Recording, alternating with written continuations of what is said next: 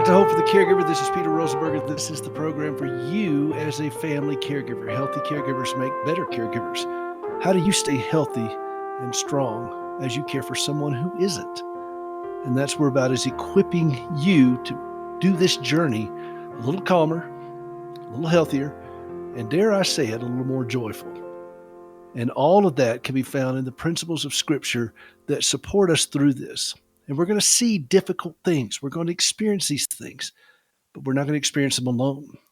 Speaking of which, I want to transfer a little bit from what we've been talking about and talk to someone very special to me.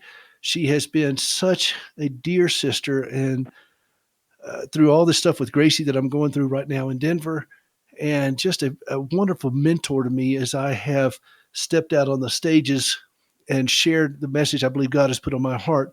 And right now on her heart, like so many, weighs heavy of what's going on in Ukraine.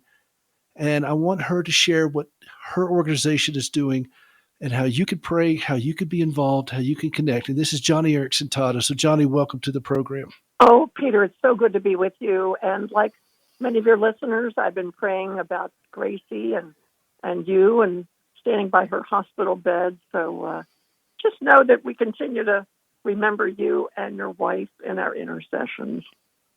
Thank you very much. We've had some very meaningful times with you in the hospital with us in this journey. And so they're just incredibly moving to see how God knits our hearts together and gives us strength for the day and bright hope for tomorrow. And you are such a big part of that. Your heart is heavy right now because of what's going on there. The whole world is watching this aghast, and you bring a different perspective than most, and with your teams and all the work that's going on. Talk a little bit about what's going on in Ukraine with individuals with disabilities. Well, thanks for asking, Peter. And when I served on the Disability Advisory Committee to the U.S. State Department, we did many studies and found out that in times of great conflict and times of war, it is the people with disabilities, the elderly, those with fragile medical conditions, the most vulnerable. These are the ones who are often forgotten, most frequently abandoned, left behind, and we are seeing that happen, unfortunately, in Ukraine. There are 2.6 million people with disabilities in Ukraine, and of course that includes a lot of family members, a lot of caregivers, and they are making, as best they can, the best of it, so to speak, as missiles and rocket strikes and this invasion continues. Our ministry, Joni and Friends, helped organize an evacuation of people with disabilities, a small group, only 35, but nevertheless, they were able to make it to the Polish border, quadriplegics, paraplegics, young people with cerebral palsy, and their caregivers, I'm happy to say. And we were able to get them across the Polish border in good time, jumping ahead of the long queue that was waiting there at the Polish border. But when the officials saw the great need of these people with disabilities, the elderly, and their caregivers, they gave us clear access. And I'm happy to say that this group has now been relocated into the Netherlands, welcoming homes where there are blankets and medical supplies, things as simple yet as necessary as catheters and drainage bags and diapers, again, all for people with disabilities. We are now in the process of working with our in-country partners in Ukraine to get a second evacuation of people with disabilities out. But that's only scratching the surface. As I said, there are 2.6 million people with disabilities still in Ukraine. And we're calling on the church all across Ukraine not to forget those disabled in their communities, especially when there are evacuations from major cities. Because a lot of these people with disabilities and their caregivers, they're up on the 5th, 6th, 7th floors of apartment buildings. They just can't jump out of bed, run down the stairs, rush out the door, and make a dash for the border. They can't do that. And so we're asking the church, please, not to forget, not to abandon caregivers and their charges, in these times of critical evacuation from major cities. And we're asking for prayer that caregivers, especially in facilities that serve disabled orphans, not abandon their charges as well. When there is a panic, such as we are seeing in some cities in eastern Ukraine, a lot of these staff people abandon their post at care facilities. They feel a more urgent need to be with their own families and help evacuate them. And that leaves these people left behind in very vulnerable, tenuous situations. So please, I'm asking our friends listening to not only pray for the church that it remember the most vulnerable, but to join with us in this effort through your prayers. And if you want to assist financially, by all means, visit my Facebook page at Joni Eareckson Tada. And we are purchasing supplies in Poland and in Romania to take to the border. And we are meeting our in-country partners there at the border to make transfers of catheters, diapers, medicine, the sorts of things that people with disabilities need in times of crisis. So that's the update, Peter, and it's pretty urgent. The Russian army is pretty ruthless. Sometimes we've heard, and this is not verified, but we have heard that the Russian army is using the elderly and children with Down syndrome as shields so that the Ukrainian freedom fighters cannot counterattack. So that's a tenuous situation as well.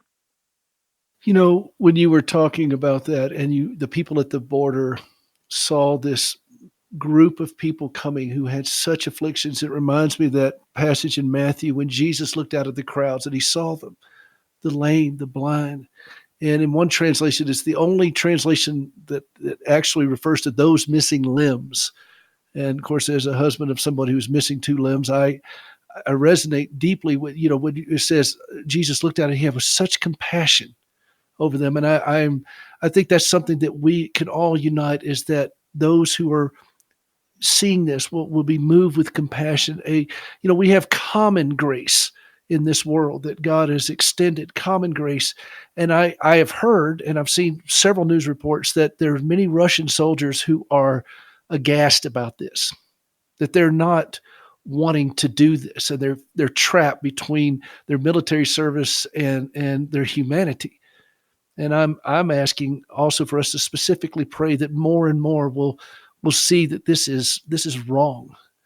Joni, as you know, Gracie is in the hospital now. I can imagine having to evacuate her. She wouldn't make it. And we're spoiled here in America because we have, all types of modern facilities and so forth. But try to push somebody in a wheelchair on streets that don't have a lot of cutouts and wheelchair ramps and things such as that, and cobblestones and things. I can only, I can barely imagine the fear and the panic that's going on. And I appreciate very much that your team is there. I'm asking for folks that are listening today to really not only lift them up in prayer, but also prayerfully consider supporting this. I've known Joni for a long time, and what she does with her outreaches, whether it's through Wheels for the World, her wheelchair ministry, whether it's through the family retreats, all these things. And now here they are right in the thick of this, helping with such a thing, such as catheters and diapers. And you all, this audience understands how important those things are. And I'm asking for you to prayerfully consider this. Joni, share with us a little bit more on your heart on this. And as somebody who lives with significant disabilities, what do you pray in this? What scriptures are you, in your heart just chewing on to keep you sustained in this as you watch this? Because you understand this plight in ways that very few can. Well, I think of 2 Corinthians chapter 4, verse 8, Peter. It's an incredible promise. It says, though we are hard-pressed on all sides, we are not crushed. And I'm just asking God that the caregivers who live in Ukraine, those Ukrainians with disabilities, the elderly, that although they are hard pressed on all sides, that they not give up, they not despair, that they not plummet into hopelessness, because they've got the promise that if they trust in God, they will not be crushed. And you mentioned a good point a moment ago, Peter. You talked about compassion, the compassion of some Russian soldiers, and certainly the compassion of those Polish border officials who allowed our group safe passage and quick passage across the border. I think also of the compassion of the people in the Netherlands, good friends of ours, all of them, who have opened up their homes to these 35 individuals. That's going to be the miracle in this conflict. We've been asking God for a huge miracle in Ukraine. And I believe part of that miracle may well come from people's hearts being turned, that compassion will overwhelm them, that they will take great pity, and they'll observe the needs of the Ukrainian people, the heroics of the Ukrainian people, the fact that they are valiantly standing strong and resisting a true Goliath at their borders. And who knows what God will do. But I'm praying for a miracle because, Peter, I simply cannot bear the thought of elderly people, disabled orphans, children with disabilities, adults, paraplegics, quadriplegics, stuck on fifth floors of apartment buildings because they can't get out, they can't escape, they can't run out of the city when the bombs start falling. I can't even imagine the anxiety and terror which might be in their hearts. And so we're praying for compassion in a big way.